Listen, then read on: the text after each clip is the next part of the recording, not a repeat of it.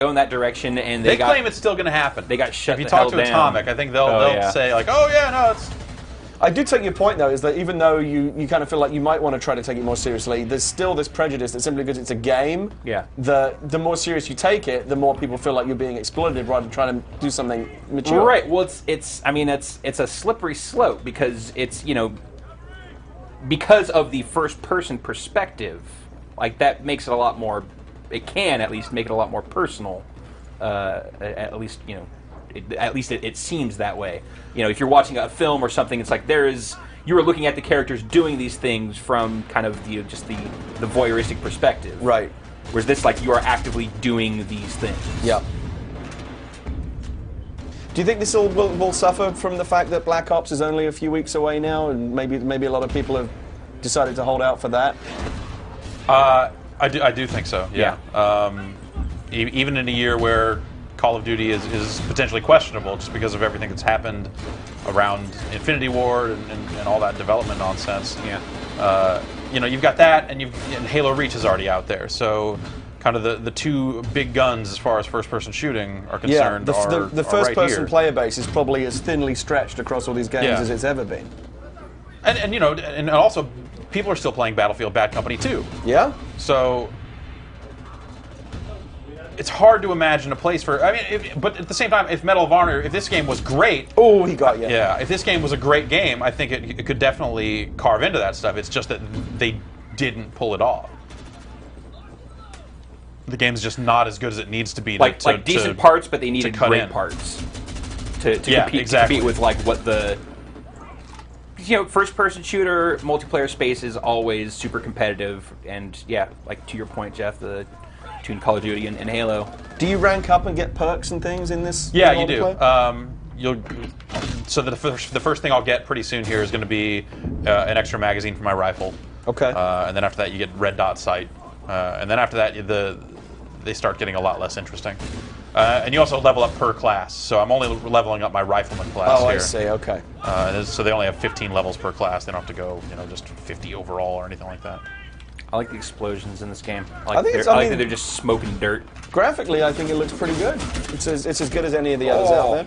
So this game, the one thing I will say about Medal of Honor is that it is very good with smoke. Smoke actually matters a lot more than it typically does in a first-person shooter. So the rifleman doesn't get real grenades; he gets smoke grenades. I've seen you've been tossing a lot of smoke grenades. So I've been tossing these out here, and they really are useful for kind of pushing up, especially when you're attacking against like in the more objective-based modes.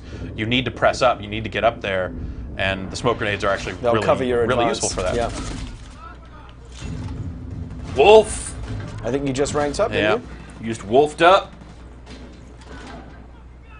Steve, let's get some more questions coming in from the chat room, please. Yeah, sure. Both Ronald and Dr. Grumbles share fairly the same questions. So, apart from kill cams, what ways could have been used to make the player deaths less jarring?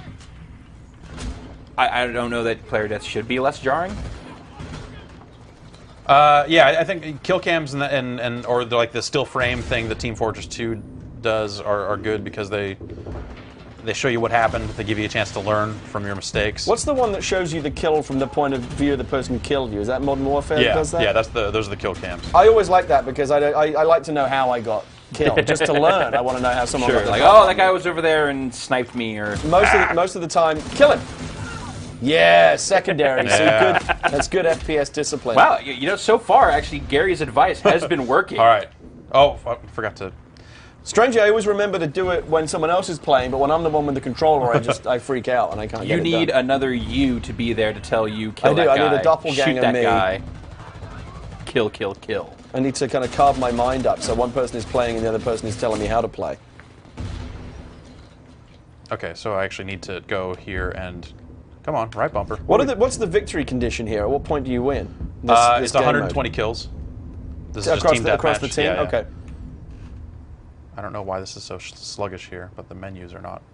There we go. So I've enabled my extra magazine that I get for leveling up, which is nice. So it is actually like material to performance, some of these perks or whatever they call them. Yeah, I mean, red dot sights are useful. The iron sight's not bad, but Red dot is what you want. Yeah. Oh.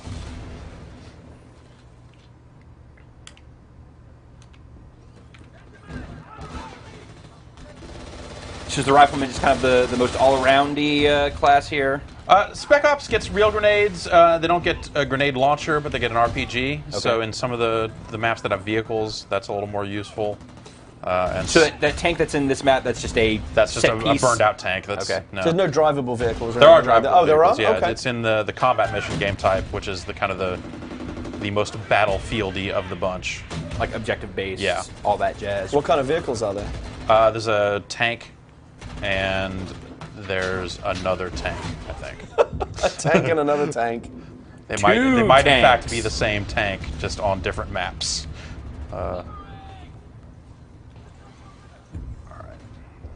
Put this up a little bit here. Oh, there's a guy right there. Oh, you're dead. Yeah. Yeah, you don't get any kind of kill cam really in this. Yeah, you just fall over dead, and you see the name of the person who killed you, and you're like, okay. You don't know how it happened, though.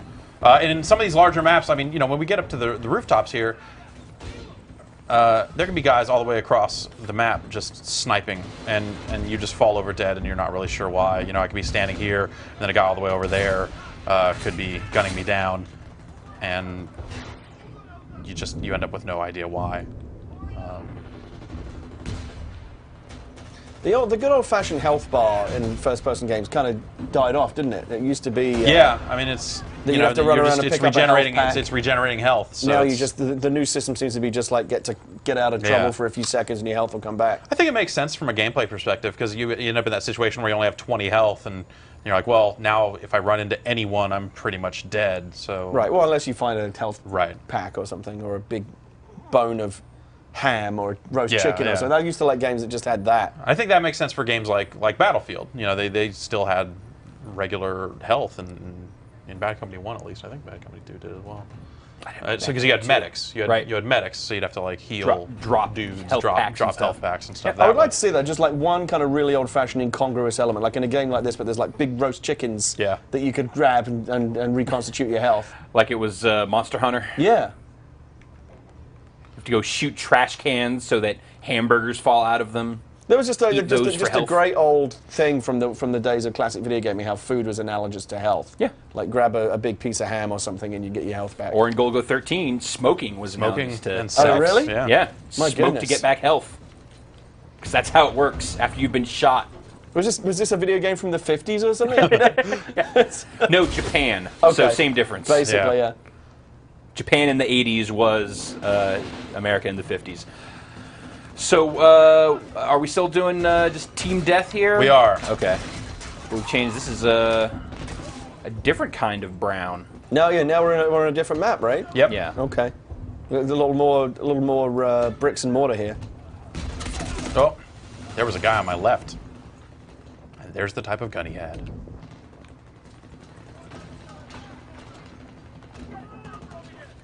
Can you call in airstrikes and do that sort of thing? Yeah, see that 0 out of 50 down there. If I get that to 50, then I can call in either a UAV or a mortar strike. How do you get that to 50? Every time you kill someone, the 10 and the 15, those points you get up there. Oh, okay. Yeah. Little kill streaks. Yeah. So you kind of have to streak them together. It's their take on the Modern Warfare Similar kill to the streak Modern Warfare system, yeah.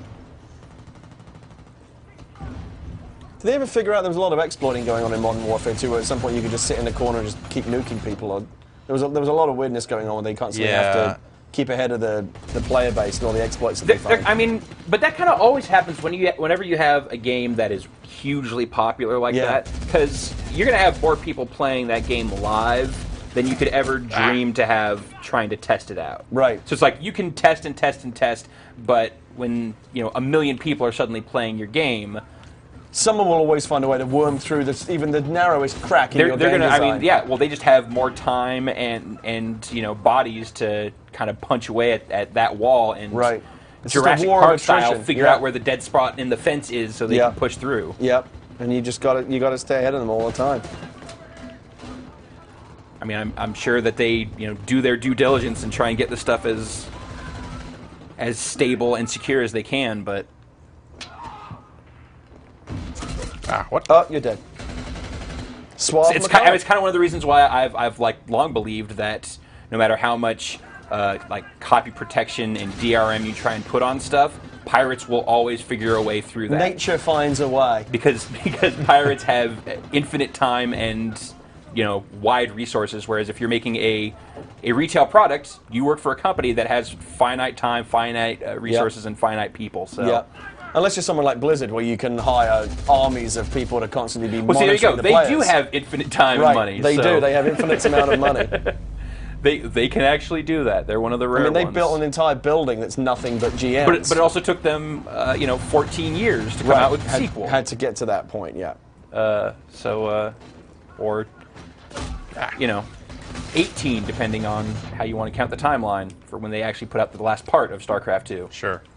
Yeah, because that's going to be a few more years before it's fully out, I guess. Yeah.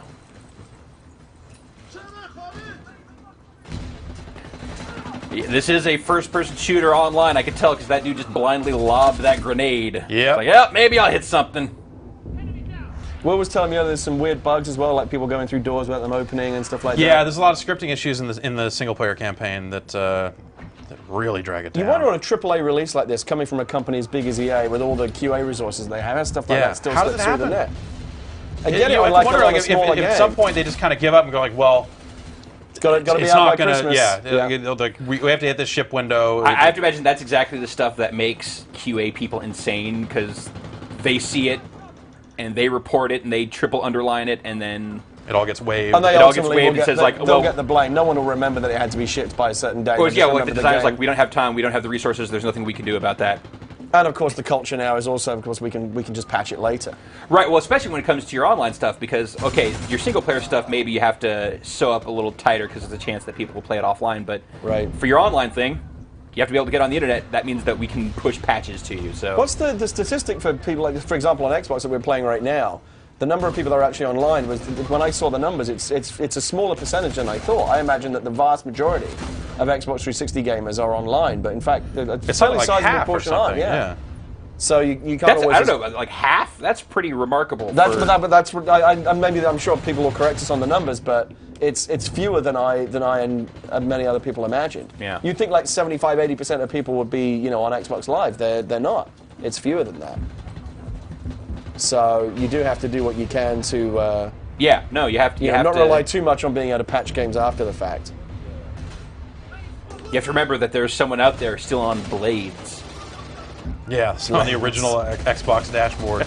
Oh my goodness. Well, no, that stuff comes on discs. Oh, okay. So, they'll get so you theoretically, somewhere. yeah. Where do you get what do you do? Mail send off for the disc? Is that No, what you have to do? they actually put it onto game discs. So Oh, you put I it in the see. game So disc. you It's get like, the update. hey, you got to You update. get the update whether you want it Yeah. or not. Right. Kind of PSP style. Yeah. Have you played around with the fall update for this year yet? I've not just been. What's just it been playing like? with Big changes? Nah, not really huge. It'll have Kinect support, and that'll probably be the big deal. But It seems you know, kind of like a or lot not. of aesthetic, like well, flatter. yeah, that'll be the big deal as far as like the biggest change, I guess. But provided you have a Kinect, I pre-ordered mine. New avatars. Somebody told me that pre-order for Kinect is like it's all maxed out. I don't I don't know. if I believe Amazon's that. still taking pre-orders. I don't believe that either. You know what? That was coming out of the UK. They were saying okay. UK pre-orders for Kinect were sold out at I like, tweeted at like something Amazon about- UK and Game. I had tweeted something about how I thought that both Kinect and Move were going to fail, and I had a lot of people saying that no, Kinect's going to be great. I came out of E3 pretty bullish on Kinect. The stuff I saw seemed interesting, and I came away actually very sweet on Dance Central. But it seems like just about everything that people have, like third parties have been trying to show off since then, have not gone over swimmingly. Right. It seems like it's been kind of problematic with a lot of that stuff. So I don't know. It's hard to say based on that first wave of software. Just because, like both for the Move and Kinect, this has to be your proof of concept. I think if they could have found a way to get it out there at $99, I imagine it probably will be like there within a year anyway. But there's once you go over that $99 price point. You think a year? You think it's going to take that long? I don't think it's going to do great, and I think they're going to have to drop the price. I think a year is generous. Oh, you think it'll drop quicker than that? I think it'll drop quicker than a year. So you don't think there's going to be a huge amount of uptake on it over the holiday period? They're going to look at their holiday numbers and well, they'll I'll say decide. this: if Microsoft puts even $1 into their marketing campaign, I think they will wipe the floor with what Sony's done for Move thus far. I mean, who even knows that Move is